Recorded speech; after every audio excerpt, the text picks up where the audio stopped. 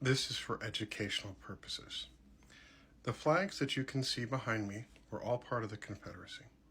The Confederate States of America was a nation for 4 years. On all 11 states, they all had a constitution.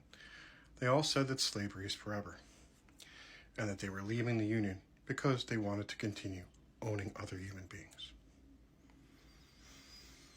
In 1865, the Civil War ends. However, we left alive the people who had rebelled against us, and that's why we have that part in the 14th Amendment. If you had previously sworn allegiance, you weren't qualified, and the reason why they were going after Trump with it, for treason. Now, in my state of Florida, the month of April, they still celebrate Confederate History Month.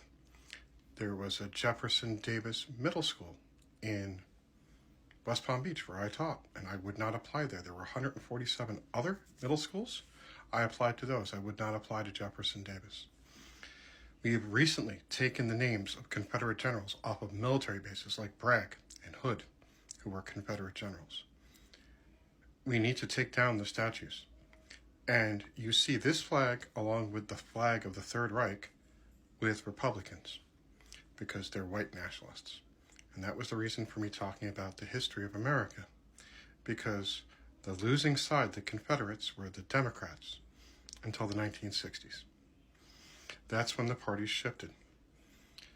In 1964 and 1965, Lyndon Baines Johnson got the Voting Rights Act and the Civil Rights Act passed, which gave women that were African American the right to vote, which disenfranchised racist white Americans in the South, and they went to the Republican Party. That was the Southern strategy.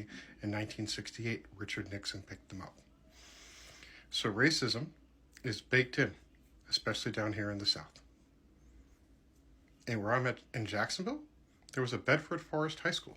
Bedford Forest was the founder of the Ku Klux Klan, and the demographics were almost 90% African American. This is the party of racism and misogyny. Remember, in November, it's time to vote out every single reprehensible Republican that's going to take rights away from your daughter, and then is also going to push white nationalist propaganda from Prager University saying that slavery improved the lives of slaves. Remember, in November, when we don't vote, we get Donald Trump, because we didn't vote in 2016. And that was what happened. And we got 3 Supreme Court justices. Roe v. Wade was overturned. They struck down, getting help for student debt relief and, of course, affirmative action. Remember to show up in November.